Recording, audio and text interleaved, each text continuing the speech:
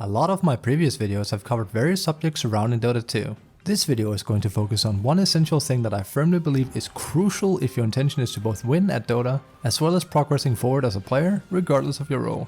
The thing we'll be covering happens to be the idea of player agency. How to stay active, relevant and engaged in a game at all stages, which is paramount for the success of a game. I'd hugely appreciate a thumbs up and a follow here on YouTube. Your interest is truly what makes these videos possible.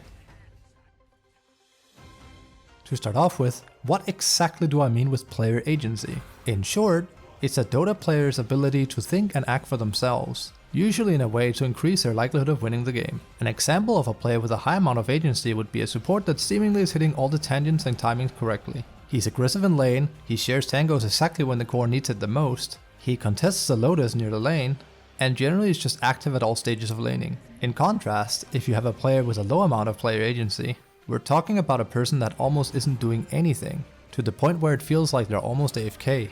This can happen a lot for a variety of circumstances, from people not enjoying the role they've been assigned, to simply not knowing what to do with it, and as a consequence end up in a state of confusion. A player with a high amount of agency will be the player that always seems to think one step ahead. They're always doing something, and any move they do seems to come with a purpose. For this reason, I'm in the belief that teaching people to be active and having a high amount of agency in their own game plan is extremely important. If we take supporting for an example, it's not unlikely that you'll see people move around in circles, either behind their core or in the tree line somewhere, not actually doing anything. Playing like this can downright doom your lane due to the amount of impact you have as a support player, and squandering it by not making the most of your precious time on lane will have serious consequences. Likewise, a core player can fall into the exact same trap of low agency during the laning stage. Last hitting is important, yes, nobody will contest that, but making sure that you win the lane and assert dominance so you have the upper hand is absolutely key in this meta. As a core, if your absolute focus is only on last hitting,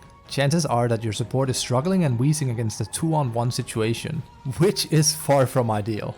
And while it might net you some free last hits, it won't be long before your support is overrun with you next on the chopping block. Hence, it's extremely important for core and support players alike to have a high agency, and not just autopilot a game of Dota 2. Thinking ahead on what to do, what will be a good play, and what will actually win you the game is so very important in general.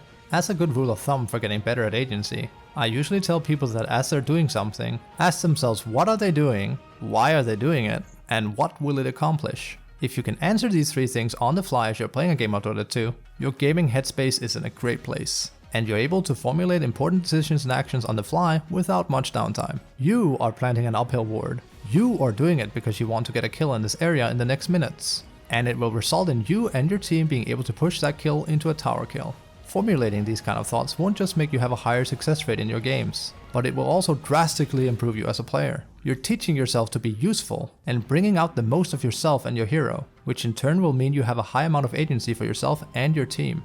Given how difficult Dota is as a game, and how much is going on during the average match, it really is not an uncommon sight to see people default to a state of waiting around and not doing much of anything. The reality is that there is always something that can be done. You just need to look around in your brain for it. Whether it's something you can go at alone, or doing a bigger play like a smoke attempt for something, you need to formulate a plan and use what is available to you. This is the essence of a high agency. The easiest way to go about improving this aspect of your game plan is to be willing to comb through your own replays, especially your losses. Look at exactly what you're doing throughout the match in question. Are there times where you're practically idling and not accomplishing anything?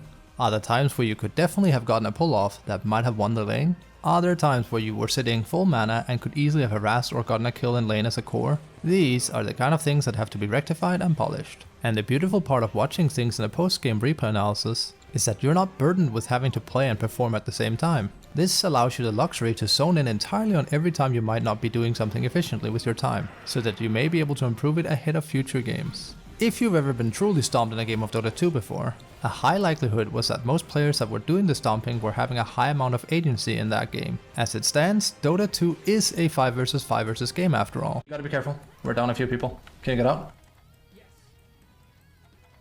Oh, that's my bad, I fucked up. I forgot to blade mail. We have Bloodseeker with BKB and all that, we have everything. Juck's here, we should go. Let's go.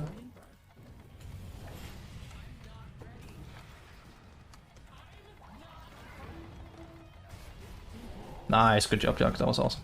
Get this guy.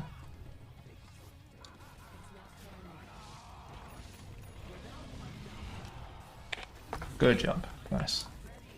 And the team that is able to coordinate, be active, and do plays very smartly tends to be the one that wins a game, especially if the opponent is disorganized by comparison. Yes, you might get dominated by the occasional mid-smurf because he's running out of control, but one player alone can't end a game. What usually happens is that when the mid-smurf is popping off and going haywire, 3 to 4 other players on his team smell blood and start playing around him. By virtue of him stomping his lane, he both encourages and promotes his team to take action around what he does. And even without saying anything, he increases their respective agency, making an otherwise unorganized team suddenly into a much more unified one. We all have the same win condition as each other, the Ancient.